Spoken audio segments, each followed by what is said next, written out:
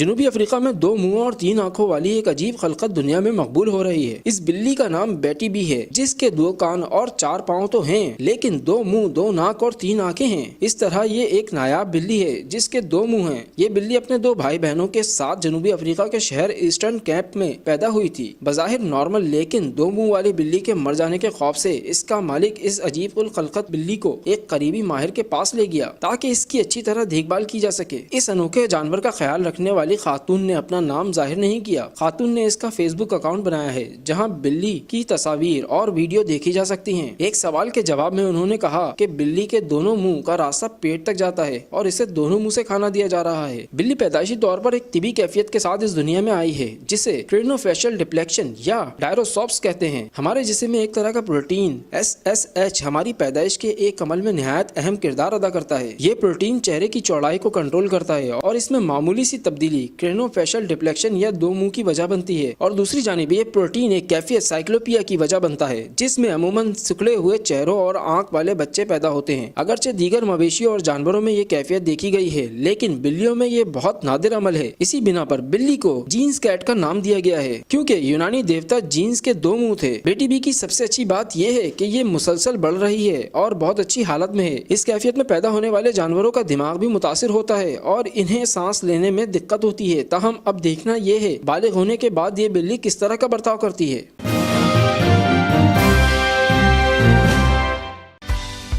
Subscribe channel to see latest videos.